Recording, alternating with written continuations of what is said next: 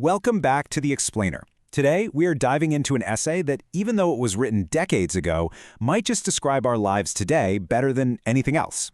We're talking about Donna Haraway's A Cyborg Manifesto. Let's get into it. So when you hear the word cyborg, your mind probably jumps straight to science fiction, right? Someone who's part human, part machine. But what if the most powerful cyborg wasn't a physical person at all, but a political idea? An idea designed to completely short-circuit our entire way of thinking. This one sentence from the manifesto really tells you everything. It signals that we are way beyond the world of sci-fi. Haraway's cyborg isn't some creature that's nostalgic for a natural past. Nope, it's something brand new, and it forces us to completely rethink our present. To really get a handle on the cyborg, we first need to understand its creator. This is Donna Haraway, and back in 1985, she proposed the cyborg not just as some cool character, but as a new, and in her view, necessary myth for our times. Okay, so to get why Haraway's cyborg is so important, you have to understand the world she was writing against. She saw a world defined by these really rigid, conflicting categories. Categories that she argued create systems of power and oppression. Haraway argued that for centuries, Western thought was basically built on what she called antagonistic dualisms. You know, these neat little pairs, like culture versus nature, or human versus animal. The problem, she said, is that in every single one of these pairs, one side is always seen as better than the other, and that's how you get systems of domination. And she said this kind of thinking even affected feminism.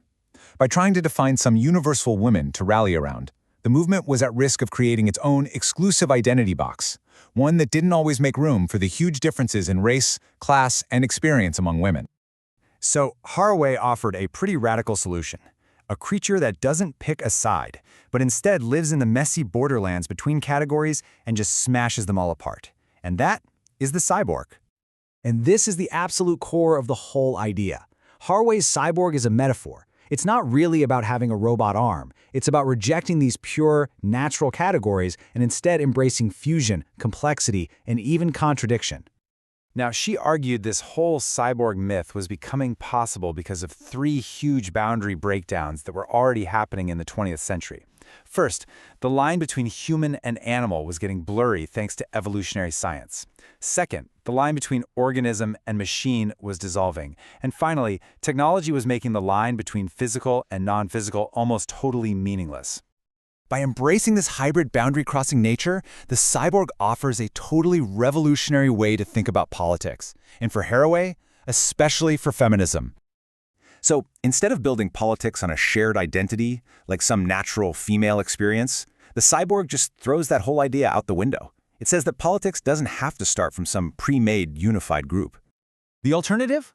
A politics of affinity. This is all about choosing to build connections and coalitions based on shared political goals, not on some label you were born with. And this was revolutionary. It reframes political action not as something you're born into, but as a conscious, deliberate choice to stand with others. This shift from identity to affinity, it represents a really profound change in thinking.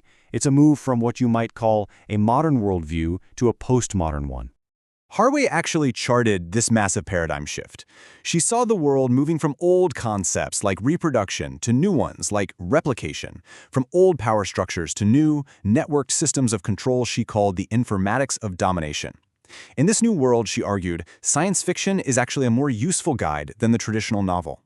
Which brings us to what is probably her most famous line, "I would rather be a cyborg than a goddess." It's just such a powerful rejection of nostalgia, of the idea that we can go back to some mythical, natural past. Instead, Haraway is saying we have to engage with our messy, technological present and future. Now, since it was published way back in 1985, the manifesto has had a huge impact across so many fields. But you can bet that its complexity and radical ideas have also faced some pretty significant criticism. I mean, the essay's legacy is immense. Its ideas have spread far and wide. It became a foundational text for cyberfeminism, it inspired new forms of art, and it sparked critical conversations across countless academic disciplines. It really is a big deal. But yeah, not everyone was a fan. A common critique, even from people who liked her ideas, is that the essay's use of irony and really dense academic language can be, and I'm quoting here, infuriatingly obscure and impenetrable. Let's be honest, it's not exactly a light read. Some feminists really took issue with her core argument. They argued that by claiming there is nothing about being female that naturally binds women, Haraway was basically ignoring the very real, shared experiences of oppression that women face, which they worried could actually weaken the entire movement. More recently, a really powerful critique has come from disability studies. Scholars point out that while the manifesto uses disabled bodies as examples of hybrids, it often fails to actually engage with the lived experience of disability. This has led to accusations of appropriation, of using a group's reality as a metaphor without really centering their perspective. And yet, for nearly 4 decades, despite the dense language and the very valid criticisms, the cyborg has remained this powerful and provocative idea that we just keep coming back to. So why is that? Well, ultimately, the enduring power of the idea is this. Haraway's metaphor asks us to see ourselves not as something pure or natural, but as beings who are already deeply, deeply intertwined with technology. We are all, in her words, fabricated hybrids. And this is what brings this whole theory crashing right into our own lives. Just look around you, at the phone in your pocket, your online avatars, all the technologies we rely on every single day. The boundaries Haraway wrote about have already been breached, so the question is no longer if we are cyborgs, but what kind of cyborgs we're going to choose to be.